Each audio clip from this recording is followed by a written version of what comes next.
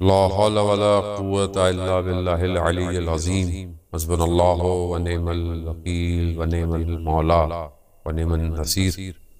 أعوذ بالله من الشيطان الرجيم بسم الله الرحمن الرحيم الحمد لله الذي يؤمن الخائفين وينجي الصالحين وجزاء المستكبرين ويهلك ملوكا ويستخلف آخرين والصلاة والسلام على أشرف الأنبياء المرسلين نبینا سیدنا ابی القاسم محمد وعلى آلہ الطیبین الطاہرین المعصومین لا سیما بقیت اللہ فی الارضین روحی وارواحنا لتراب مقدم الفدا ولعنت اللہ علی اعدائهم اجمعین بسم اللہ الرحمن الرحیم رب اشرح لی صدری ویسر لی امری واحلل عقدۃ من لسانی یفقهوا قولی اما بعد فقط قال الله وتبارك وتعالى في كتاب الحكيم والقرآن المجيد يا أيها الذين آمنوا اتقوا الله وكونوا مع الصادقين ماہ رمضان ہے اور شب ضربت مولا کائنات علیہ السلام اور آج کی رات شب قدر کی طاق راتوں میں پہلی رات ہے۔ یقیناً ابھی تک جتنے بھی ہم نے اعمال کیے ہوں گے خداوند متعال ان کو اپنی بارگاہ میں قبول و مقبول فرمائے۔ شب قدر کی رات ان بہترین راتوں میں سے ایک رات ہے کہ جس کے لیے بہت سارے فضائل جو ہے وہ ذکر ہوئے ہیں۔ یہ ایک رات کئی مہینوں کی راتوں سے افضل ہے۔ اس رات کو خدا اپنے کرم اپنے رحمت سے اس میں وہ دسترخوان ہمارے لیے بچھاتا ہے کہ جس میں سے ہم اگر چاہیں تو اپنی ظرفیت کے حساب سے بہت کچھ جمع کر سکتے ہیں۔ ایک عالم بزرگوار فرماتے ہیں کہ ہم بعض اوقات شب قدر کے اندر جو دعائیں مانگتے ہیں کہ خدا ہمیں یہ عطا کر دے، آنے والے سال میں ہمیں یہ دے دے، رزق میں اضافہ کر دے، اولاد دے دے، گھر دے دے، جو ہماری ضروریات ہیں جب ہم ان کی دعائیں کرتے ہیں، یا حتیٰ یہ بھی دعا کرتے ہیں کہ پروردگار ہمیں تو بہشت میں جگہ دے، ہمیں جنت فردوس عطا کر۔ وہ فرماتے ہیں کہ یہ جتنی بھی ہم دعائیں مانگتے ہیں یہ ساری دعائیں اس دسترخوان پر کہ جو ہمارے لیے بچھایا جاتا ہے، اس میں یہ وہ چھوٹے چھوٹے ٹکڑے ہوتے ہیں کہ جو بعض اوقات کھانا کھانے کے بعد دسترخوان پر جمع ہوتے ہیں، جنہیں انسان بعد میں سمیٹ رہا ہوتا ہے۔ کہا یہ تو وہ چھوٹے چھوٹے سے ٹکڑے ہیں، اگر انسان آج کی رات کو کچھ مانگنا چاہتا ہے تو کم از کم اتنا مانگے کہ پروردگار اسے یہ توفیق دے کہ روز قیامت میں وہ 100 لوگوں کی شفاعت کرے گا۔ عزیزان محترم، اس رات کی اہمیت کو ہم درک کریں، ہم اس رات کو سمجھنے کی کوشش کریں، اس کے وقت اس کے اوقات کو ہم ضائع نہ ہونے دیں۔ اس میں بہت سارے اعمال جو ہیں وہ ذکر کیے گئے ہیں اور یقیناً جو ہے وہ اعمال کو آپ انجام بھی دیں گے اور انجام دے بھی رہے ہوں گے۔ وہاں پر قرآن کے اعمال، دعائیں، مناجات اور اپنے آپ کو خداوند متعال کے قریب کرنا ہے، اپنی اس ظرفیت کو کھولنا ہے، اپنے دل کے وہ جو انسان نے اپنے اعمالوں سے اس پر لیر لگا دی ہے اس کو دور کرنا ہے۔ جتنا انسان کا قلب جو ہے وہ منور ہو جائے گا، نورانی ہو جائے گا، اتنا انسان زیادہ جو ہے وہ اس رات کو حاصل کر سکتا ہے۔ سورہ حجرات میں جہاں پر رسول خدا صلی اللہ علیہ وآلہ وسلم کے بارے میں بیان ہوا، مفسرین قرآن بیان کرتے ہیں کہ حجرے سے مراد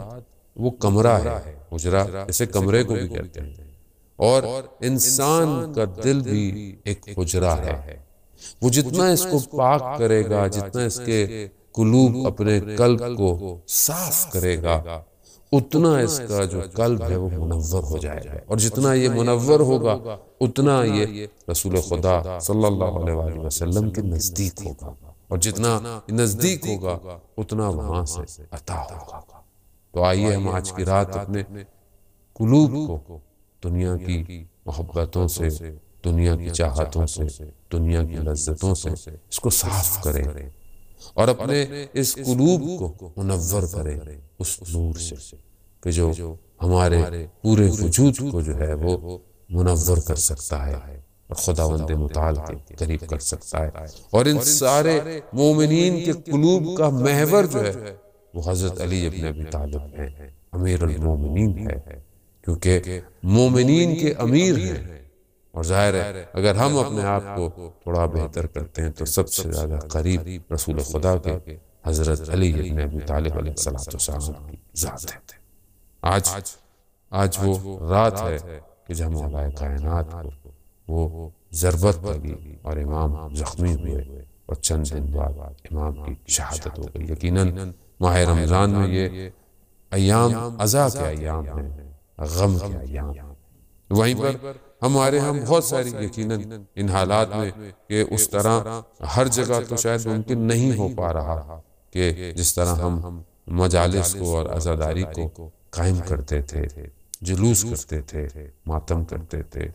لیکن پھر بھی جہاں جہاں بھی ہیں خداوند متعال نے ہمیں یہ توفیق دی ہے کہ ہم کسی بھی طریقے سے اس ذکر کو نہ روکیں، اس عزاداری کو نہ روکیں، چاہے وہ جو ہے وہ آن لائن ہی کیوں نہ ہو، چاہے وہ کسی بھی طریقے سے ہو، ایک کمیونٹی کر رہی ہو، ایک شہر میں ہو رہا ہو، یا کوئی نہ کوئی آرگنائزیشن آپ کے لیے ان چیزوں کو آپ تک پہنچا رہی ہو۔ اصل ہدف اس ذکر کو کرتے رہنا ہے اور اس ذکر پہ قائم رہنا ہے اور اپنی ذات کو تبدیل کرنا ہے۔ بہرحال اسی سلسلے میں جو ہے وہ میں چند گزارشات جو ہے وہ آپ کی خدمت میں کہ ہم اپنے قلوب کو ذکر اہل بیت سے منور کریں۔ روایت ہے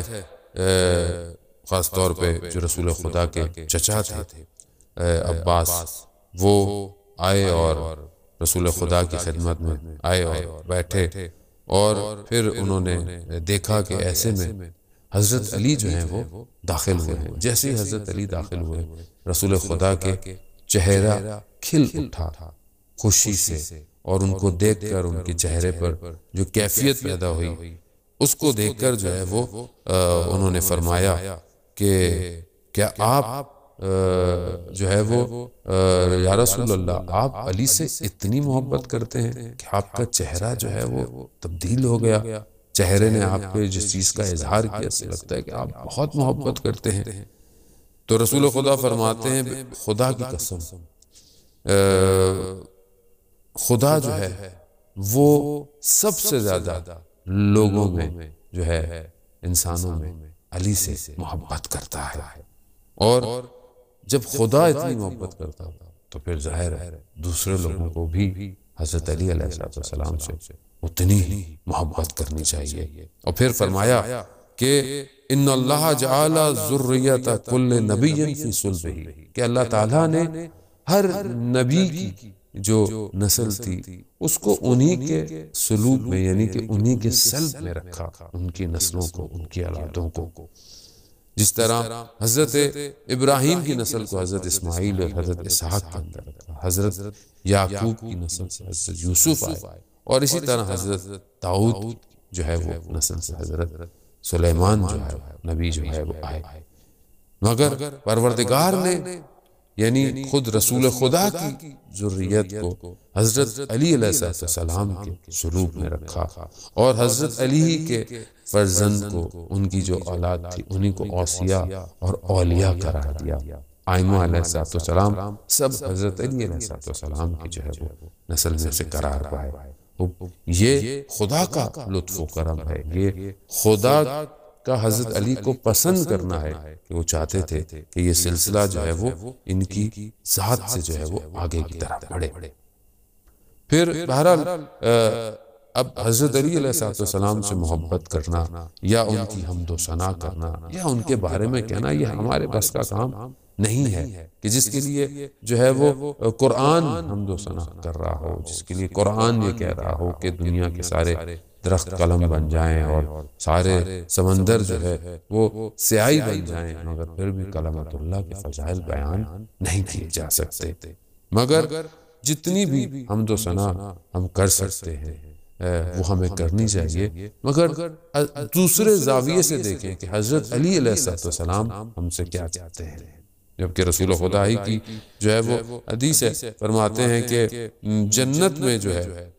جنت میں داخل جب ہوں گے، یا جنت کوئی دروازہ اس پر جو کھونٹی ہے، اس پر جو وہ لگا ہوا ہے، جس کو نوک کیا، جس کو کھٹکھٹایا جائے گا، اس کھٹکھٹانے والی جگہ پر کونٹنی پر جو آواز آئے گی وہ یا علی کی ہے، یا علی کی ہے۔ اسی کو سن کر جو ہے وہ جنت میں جو ہے وہ داخل ہونا پڑے گا۔ تو ظاہر ہے ہم کوشش کریں کہ اپنی زندگی میں بھی ہے حضرت علی علیہ السلام کے ذکر کو جو ہے وہ اپنے آپ کو اس سے منور رکھیں۔ امام کا ذکر خدا نہ خواستہ اگر کوئی نہیں کرتا تو ایسا نہیں ہے کہ ان کا ذکر ختم ہو جائے گا، نہیں، ان کے ذکر پر تو جو ہے وہ اس زمانے میں ان کے شہادت کے بعد سے لے کر اس سے پہلے کئی عرصے تک جو ہے وہ منبر سے ان کے بارے میں غلط جو ہے وہ کہا گیا، مگر کیا ان کا ذکر ختم ہو گیا؟ کیا ان کے فضائل ختم ہو گئے؟ جورداغ مسیح جو ہے وہ اپنی کتاب میں ہی لکھتا ہے کہ یہ دنیا کی وہ شخصیت ہے کہ جن کے دوستوں نے جان کے خوف سے فضائل کو چھپایا اور دشمنوں نے تعصب سے جو ہے وہ فضائل کو چھپایا، مگر پھر بھی حضرت علی کے فضائل اتنے ہیں کہ جن کو ہم بیان کرنے سے قاصر ہیں۔ مگر وہیں پر آج کل کے دور کو اگر آج ہم دیکھیں تو ہمیں اس طرف سے بھی دیکھنا چاہیے کہ حضرت علی علیہ السلام ہم سے کیا چاہتے ہیں۔ کچھ ان کے بھی ہم سے انتظارات ہیں، کچھ وہ ہم سے بھی چاہتے ہیں کہ ہم کیسے ہوں۔ تو میں آج بہت زیادہ تو آپ کا وقت نہیں لوں گا، اور کیونکہ اعمال کی رات ہے اور اعمال میں آپ مصروف رہیں، لیکن بہرحال ذکر علی عبادہ، علی کا ذکر بھی جو ہے وہ عبادت ہے، اور اسی عبادت کو کرتے ہوئے کہ میں کچھ چیزیں آج آپ کی خدمت میں بیان کرنا چاہتا ہوں کہ جس سے خود جو ہے وہ امام علی علیہ السلام جو ہے وہ کیا چاہتے ہیں، خاص طور پہ جو لوگ ان سے محبت کرتے ہیں، جو اپنے آپ کو ان کا شیعہ کہتے ہیں۔ حضرت امام جعفر صادق علیہ السلام کے دور کا واقعہ ہے، ایک شخص تھا عمار دہنی، اور کوئی اس کو مشکل پیش آ گئی اس زمانے میں، اور اسے قاضی کے پاس جانا پڑ گیا، کیونکہ اس زمانے میں قاضی اور حکومتیں بھی اہل سنت تھی، تو قاضی بھی تھا وہ اہل سنت تھا۔ یہ ان کے پاس گیا اور قاضی کو اپنے کچھ مسئلہ تھا، اس کے لیے شہادت گواہی پیش کی۔ تو قاضی نے کہا کہ میں تمہاری شہادت کو قبول نہیں کروں گا۔ کیوں قبول نہیں کروں گا؟ کہا کہ دو وجہ سے میں تمہاری شہادت کو، ایک تو تم شیعہ ہو اور تم رافضی ہو۔ رافضی جو ہے وہ زمانے میں جو یہ کہتے تھے کہ جنہوں نے جو ہے وہ روش پیمبر یعنی پیمبر کی سنت کو اور جو ہے وہ اہل سنت کو جو ہے وہ چھوڑ دیا ہو، اس کو یہ کہتے تھے رافضی۔ اور رفضہ جو ہے وہ لغت میں کنارہ کر دینا، یعنی کسی چیز کو چھوڑ دینا کے معنوں میں استعمال ہوا ہے۔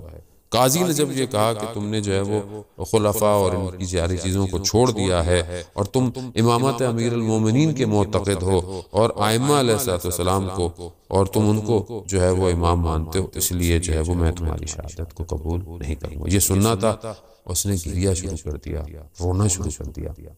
قاضی نے دیکھا کہ وہ گریہ کر رہا ہے تو وہی سمجھا کہ شاید یہ اپنے عقیدے کی وجہ سے جو ہے وہ شرمندہ ہے۔ کہا کہ اگر تم اپنے عقیدے سے پلٹنا چاہتے ہو تو میں تمہاری مدد کروں گا۔ تو انہوں نے کہا کہ نہیں، میں اس لیے گریہ نہیں کر رہا۔ کہا میں گریہ ایک اپنے لیے کر رہا ہوں اور دوسرا گریہ مجھے تمہارے پر آ رہا ہے۔ اپنے پہ میں گریہ اس لیے کر رہا ہوں کہ تم نے مجھے کہا رافضی۔ رافضی تو اس کو کہتے ہیں کہ جو باطل کو ترک کر دے۔ رافضی سب سے پہلے جو لفظ استعمال ہوا وہ ان ساحران، ان جادوگروں کے لیے استعمال ہوا تھا کہ جنہوں نے فرعون کو ترک کر دیا تھا اور حضرت موسیٰ علیہ السلام کی طرف مائل ہو گئے تھے، اور انہوں نے باطل کو ترک کر دیا تھا۔ گناہوں کو ترک کر دینا جو ہے وہ رافضی کہلاتا ہے۔ اور تم نے مجھے کہا ہے کہ میں اپنے اندر یہ صلاحیت نہیں پاتا، میں اپنے اندر اس وجود کو نہیں پاتا کہ میں نے ان ساری چیزوں کو ترک کر دیا ہو۔ دوسرا تم نے مجھے شیعہ کہا، میں کہاں؟ اور شیعان امیر المومنین کہاں؟ شیعان امیر المومنین تو حضرت سلمان تھے، حضرت عمار تھے، حضرت ابو ذر تھے، میں کہاں؟ اور شیعان امام جعفر صادق علیہ السلام کہاں؟ مجھے تو اپنے پر گریہ آ رہا ہے کہ تم نے مجھے اتنے بڑے بڑے لقب جو ہے وہ دے دیے جبکہ میں اس قابل نہیں۔ اور دوسرا مجھے تم پر گریہ آ رہا ہے کہ تم اس جگہ پر ہوتے ہوئے تمہیں علم ہی نہیں ہے کہ کون سا لفظ کس کے لیے استعمال کیا جاتا ہے۔ وہ شخص بہرحال وہاں سے اٹھا اور جب امام کی خدمت میں یعنی امام جعفر صادق علیہ السلام کی خدمت میں پہنچا تو امام کو جب اس نے بتایا تو امام نے کہا کہ بہت اچھا کام کیا تم نے، اور تم نے جو یہ جو ادب اور احترام کیا اور ہمارے اس کے لیے تم نے دفاع کیا، ڈیفینڈ کیا، خدا تمہارے سارے گناہوں کو معاف کر دے۔ اب یہ بہت زیادہ ضروری ہے کہ انسان جو ہے وہ دفاع کرے ولایت کا اور ولایت کا۔ یہ وہ پہلی صفت ہے کہ جس کے لیے امیر المومنین علی ابن ابی طالب علیہ السلام ہم سے چاہتے ہیں۔ بعض اوقات بعض لوگ کہتے ہیں کہ لوگ ہم سے پوچھتے ہیں، بعض اوقات ہمارے بہت سی چیزوں کو جو ہے وہ غلط بیان کیا جاتا ہے تو ہم کس طرح ڈیفینڈ کریں، کس طرح بیان کریں۔ بات یہ کہ جو حق ہے اس کو بیان کیا جائے، مگر اس کے تقاضوں کے اندر رہ کر، گفتگو میں رہ کر ساری چیزیں حق کو بیان کرنا ضروری ہے، مگر ظاہر ہے کہاں کس طرح بیان کرنا ہے یہ بھی ضروری ہے۔ اور یہ ادب اور احترام بھی ضروری ہے کہ ہم اہل بیت علیہ السلام کے ماننے والے ہوں تو ہم اس موقف کو لوگوں تک جو ہے وہ پہنچائیں۔ رسول خدا صلی اللہ علیہ وآلہ وسلم نے جو ہے وہ حضرت علی علیہ السلام کو فرمایا کہ جبرائیل میرے پاس آئے ہیں اور اللہ تعالیٰ نے جو ہے وہ جو حضرت علی کے شیعہ ہیں ان کے لیے 7 جو ہے وہ چیزوں کو بیان کیا ہے کہ پہلی چیز جو ان کے اندر خصوصیات پائی جائیں گی وہ 7 ہیں۔ یہ 7 خصوصیات کیا ہیں؟ پہلی یہ ہے کہ ان کو مرتے وقت جو ہے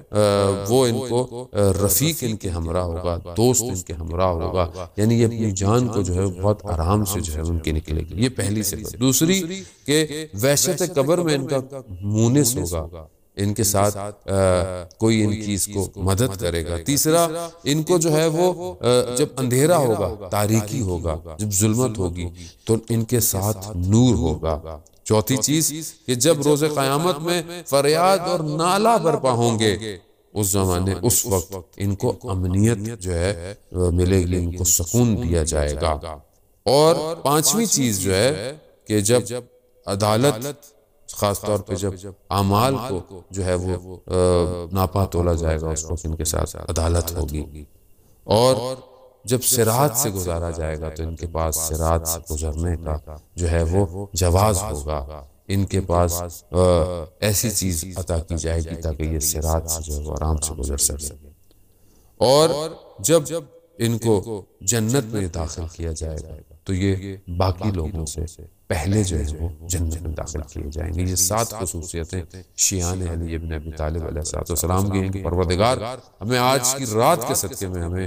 یہ خصوصیات جو ہے وہ عطا فرمائے۔ اب میں بہت تیزی سے بہرحال ان صفات کو، ان انتظارات کو جو امام علی چاہتے ہیں شیعان حیدر کرار سے، انہیں شیعوں سے، وہ کیا ہونی چاہیے؟ پہلی صفت امام فرماتے ہیں کہ ہمارے شیعتنا متبادلون فی ولایتنا، ہمارے شیعہ وہ ہیں کہ جو ہماری راہ ولایت میں بذل کرتے ہیں، خرچ کرتے ہیں، اپنے ہر طریقے سے ہماری ولایت کے لیے اپنی جو بھی ان کو اللہ نے عطا کیا اس کو خرچ کرتے ہیں، چاہے وہ مجلس کرانا ہو، چاہے وہ جشن ہو، چاہے وہ جو ہے وہ کسی بھی طریقے سے کوئی اور کام ایسا ہو کہ جس سے ولایت لوگوں تک پہنچے، ولایت کا اظہار ہو رہا ہو، ولایت کے لیے خرچ کرنا ہو، وہ کرتے ہیں۔ یہ پہلی خصوصیت ہے۔ شاید ہو سکتا ہے کوئی شاعر شعر کہہ کر جو ہے وہ بذل کرے، شاید ہو سکتا ہے کوئی خطیب جو ہے وہ فضائل امیر المومنین بیان کر کر جو ہے وہ بذل کر سکے۔ ہر شخص کو جو بھی خدا نے اسے عطا کیا ہے اسے چاہیے کہ ان چیزوں کے ذریعے سے، ان خصوصیت کے ذریعے سے ولایت کا جو ہے وہ معاملے میں بذل کریں اور ولایت کو جو ہے وہ پہنچائیں۔ یہ پہلی خصوصیت ہے۔ خاص طور پہ دوسری خصوصیت، اور اسی کے دل میں ایک واقعہ صدر اسلام سے بیان ہوتا ہے کہ آپ جانتے ہیں کہ نجاشی جو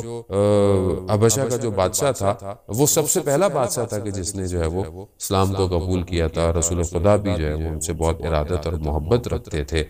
جب اس کی حکومت ختم ہو گئی، جب اس کا دنیا سے چلا گیا تو حکومت میں مشکلات ہوئی، اور اس کی جو بیٹا تھا اس کو جو ہے وہ وہاں سے جانا پڑ گیا اور وہ غلام بن کر جو ہے وہ مکہ کی طرف آیا۔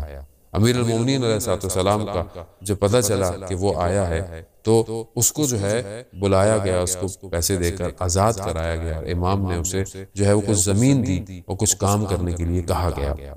یہاں پر جو ہے وہ جب وہ اتنے عرصے رہا اور امیر المومنین علیہ السلام کی ولایت میں اتنا جذب ہو گیا، کچھ عرصے کے بعد جو ہے وہ حبشہ سے لوگ آئے جن کو پشیمانی ہوئی کہ ایسا نہیں کرنا چاہیے تھا، دوبارہ سے کہا کہ واپس آؤ اور تخت و تاج واپس لے لو اور دوبارہ سے آ کر جو ہے وہ ہمارے بادشاہ بن جاؤ، لیکن وہ امیر المومنین علیہ السلام کی ولایت میں اتنا جذب ہو چکا تھا، اس نے بولا کہ میں یہاں سے چھوڑ کر نہیں جاؤں گا، یعنی گویا اپنے اس سٹیٹس کو، اپنے اس اقتدار کو مولا کی ولایت میں جو ہے وہ بسط کر دیا۔ ہو سکتا ہے اس کی ریکوائرمنٹ یہ ہو سکتا ہے کسی کے لیے ہر الگ الگ جگہوں پر کہیں پر جو ہے وہ کچھ کام کر کرنا، کہیں کسی مقام پر رہ کر ولایت کی خدمت کرنا بھی بہت ضروری ہو، تو ہمیں ان ساری چیزوں کو دیکھنا ہے کہ جو بھی ہمیں خداوند متعال نے صلاحیت دی ہیں، ہم ان صلاحیتوں کو برائے کار لاتے ہوئے اس ولایت کے لیے اپنا بذل جو ہے وہ اختیار کریں۔ واقعات تاریخ میں اور صدر اسلام میں بہت سارے ہیں، میں بہرحال بہت جو ہے وہ اختصار کے ساتھ جو ہے وہ آپ کی خدمت میں جو ہے وہ پیش کر رہا ہوں۔ دوسری چیز جو امام علی علیہ السلام چاہتے ہیں کہ شیعان حیدر کرہ، شیعہ جو ہیں ان کے اندر کیا، وہ المتحابون فی مودتنا، یعنی شیعہ جو ہیں وہ آپس میں دوست ہوں، آپس میں رفیق ہوں، آپس میں ایک دوسرے کا خیال رکھیں، ایک دوسرے کی مدد کریں، ایک دوسرے کے ساتھ اچھے رہیں۔ اب یہ صفت جو ہے وہ دو طرفہ ہے، ایسا نہیں ہے کہ ایک کر رہا ہو تو دوسرا نہیں کرے، یہ بہت ضروری ہے کہ ہمیں آپس میں ایک دوسرے کے ساتھ اچھا برتاؤ کرنا ہے، بلکہ اور صفات بھی اسی سے ریلیٹڈ ہیں، لیکن یہ ہے کہ آپس میں ایک دوسرے کے ساتھ محبت کریں اور مومنین خاص طور پہ ایک دوسرے کا خیال رکھیں۔ ایک مومن دوسرے مومن کی حاجت کو بھی اگر پوری کرتا ہے تو خداوند متعال اس کی قیامت میں لاکھوں حاجتوں کو جو ہے وہ پورا کرے گا۔ بہرحال اس موضوع پہ گفتگو اور بھی بہت سی کی جا سکتی ہے، لیکن تیسرا انتظار جو امیر المومنین علیہ السلام چاہتے ہیں شیعان حیدر کرار سے، وہ یہ ہے المتزاورون فی احیاء امرنا،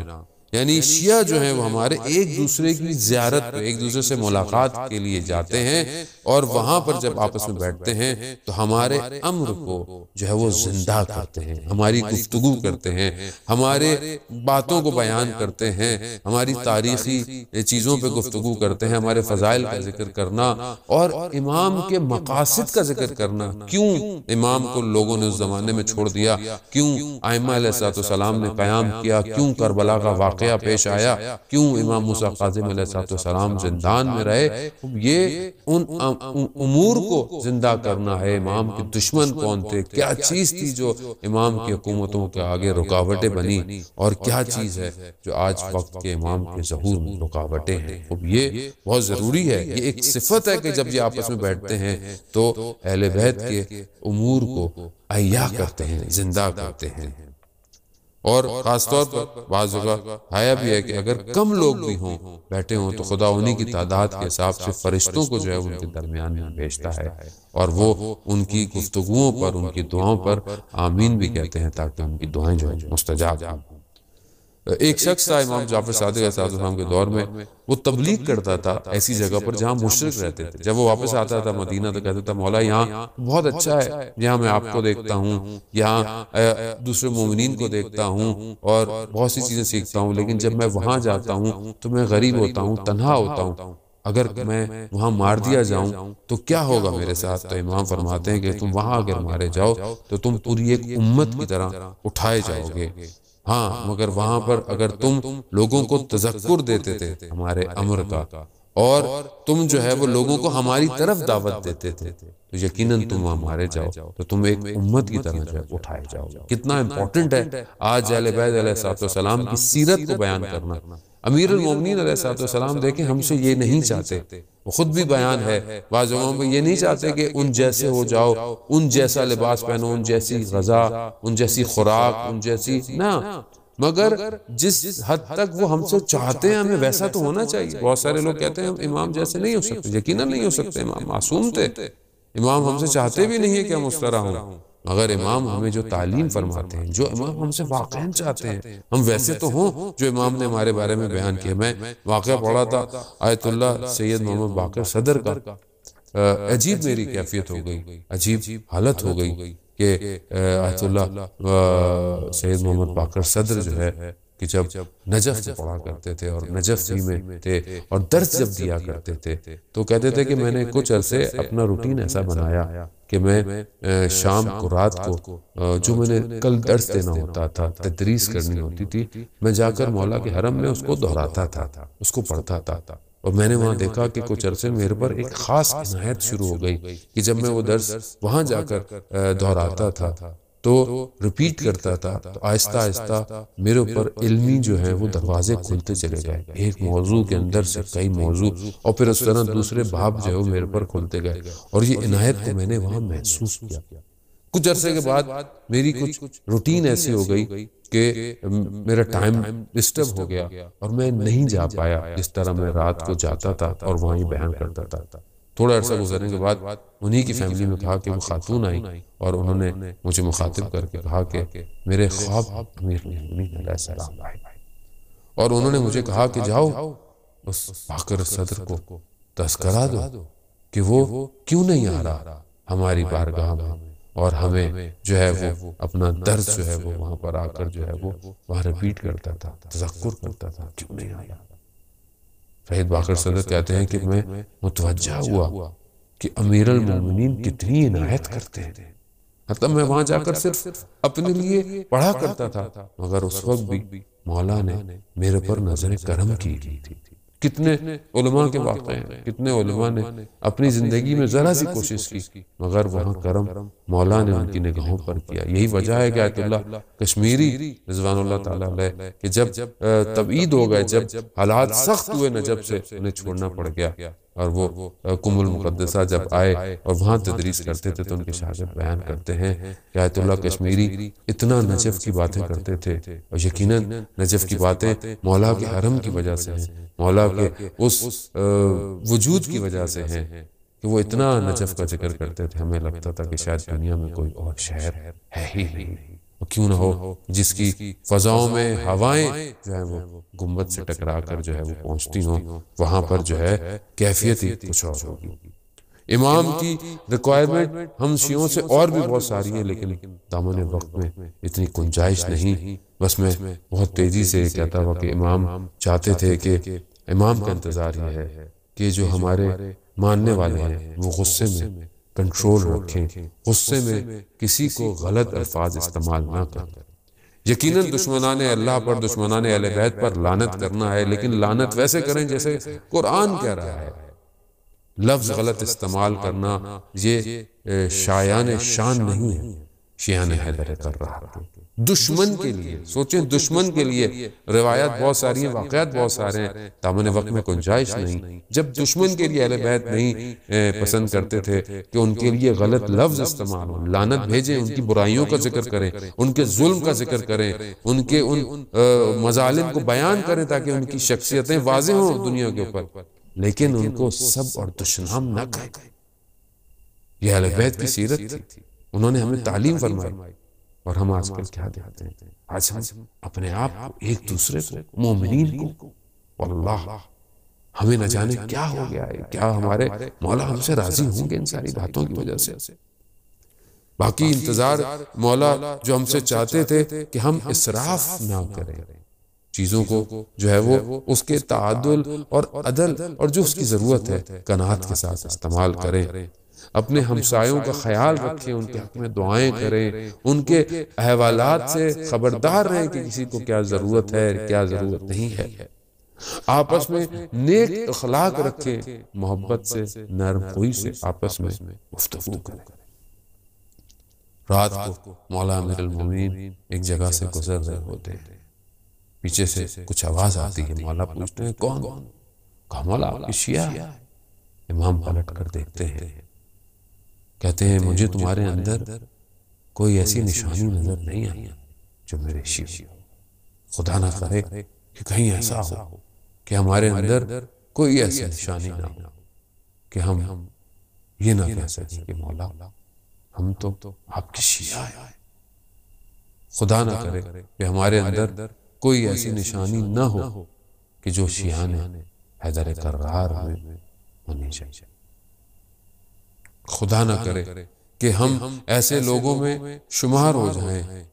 کہ جن کے اندر کوئی بھی شیان حیدر قرار کی نشانی نہیں پائی جاتی۔ یقیناً امام ہم پر لطف اور کرم کرے۔ آج کی رات بڑی سخت رات ہے۔ آج کی رات وہ ہے کہ جس کے لیے میرا مولا ہر رمضان کی شبوں میں انتظار کرتا۔ آج کی رات وہ ہے کہ میرے مولا نے کئی دفعہ امام حسن سے پوچھا، بیٹا اس مہینے کے کتنے دن گزر گئے؟ امام حسین سے پوچھتے ہیں، بیٹا کتنی شبیں گزر گئی؟ اور اپنی راتوں کو تقسیم کیا اپنے فرزند، اپنی اولاد کو۔ اور آج کی رات شاید حضرت ام کلثوم کے گھر پر تھی، گھر پر آئے اور بیٹی کے گھر پر بیان ہوتا ہے کہ دسترخوان پر جو ہے وہ 3 چیزیں رکھی گئی، دودھ رکھا گیا، نمک رکھا گیا، روٹی رکھی گئی۔ مولا نے فرمایا، بیٹا تم نے کبھی دیکھا کہ تمہارے بابا کے دسترخوان پر 2 سے زیادہ چیزیں ہوں؟ ایک چیز اٹھا لو۔ انہوں نے نمک اٹھانا چاہا تو روایات کہتی ہیں کہ انہوں نے، مولا فرماتے ہیں، دودھ کو ہٹا۔ مولا نے روٹی اور نمک سے جا کر جو ہے وہ آسمان کو دیکھتے رہے کہ پہر کون سا ہے۔ وہ کہا کہ وہ وقت آ گیا کہ جس کے لیے مجھے کہا گیا۔ گھر کی مرغابیاں بھی جو ہیں وہ امام کو روک نہیں گئے، مگر امام پہنچے، بیدار کیا اور اذان جو ہے وہ دی، اور اس کے بعد بیدار کیا اور نماز کے لیے اس مقام پر پہنچ گئے جو آخری مقام تھا۔ وہ جگہ کہ واقعاً ایک بندگی اور عبودیت کی کمال کی جگہ، وہ مسجد کا محراب جو آج بھی گریا اور نالا ہے۔ آج بھی کوفہ میں وہ مقام گریا اور نالا ہے کہ جہاں تھوڑی ہی دیر بعد جو ہے وہ ایک آسمان سے ندا آتی ہے کہ وہ ارخان الہدا، وہ علی المرتضیٰ دنیا سے چلے گئے۔ ہاں، اسد آرن بڑا سخت ہے اس درد کو بیان کرنا۔ امام آتے ہیں، امام کے فرزند امام حسن، امام حسین اپنے بابا کو اس حالت میں لے کر جاتے ہیں، اصحاب جمع ہو جاتے ہیں، مسائب آپ سنتے رہتے تھے۔ امام کو لے کر جا رہے ہیں اور امام کو لے کر جاتے ہیں، اصحاب بھی ساتھ ہیں، گریے کی آواز ہے۔ لیکن جیسے ہی گھر کے قریب پہنچتے ہیں تو کہتے ہیں اپنے اصحاب کو، بس ان کو کہو یہیں رک جائیں اور گریہ نہ کریں اور مجھے میرے پیروں پر کھڑا کر دیں، کیونکہ گھر میں میری بیٹیاں ہیں، میں نہیں چاہتا کہ ان کے کانوں تک یہ آواز جائے، ان کے کانوں کو یہ آواز سنے۔ میں کہوں گا، یا امیر المومنین، آج اس کوفہ میں آپ نہیں چاہتے کہ آپ کی بیٹیوں تک کسی کی آواز جائے، مگر یہی کوفہ ہوگا اور یہی آپ کی بیٹیاں ہوں گی اور یہی شہر ہوگا۔ آپ تو کوفہ کے یتیموں کا بھی خیال کرتے تھے مولا۔ ہاں، وہ وقت آیا کہ جب طبیب نے یہ کہا کہ دودھ جو ہے وہ مولا کو دیا جائے، شاید زہر آلودہ جو زخم لگا ہے اس میں کوئی آرام آ جائے۔ جب یہ شہر میں یتیموں کو پتہ چلا تو پورے کوفہ کے یتیم ہاتھوں میں کوزے لے کر دودھ کے آ گئے کہ شاید جو ہے وہ ہمارا جو ہمارے سروں پر ہاتھ رکھتا تھا ہم کچھ خدمت کر سکیں۔ یا امیر المومنین، آپ کے یتیم جب کوفہ آئیں گے تو اس وقت کوئی بھی ان کو پانی نہیں دے گا، ان کا خیال نہیں رکھے گا، بلکہ ان کا استقبال پتھروں سے کیا جائے گا، زبان کے تیروں سے کیا جائے گا۔ اللہ لعنت اللہ علی القوم الظالمین۔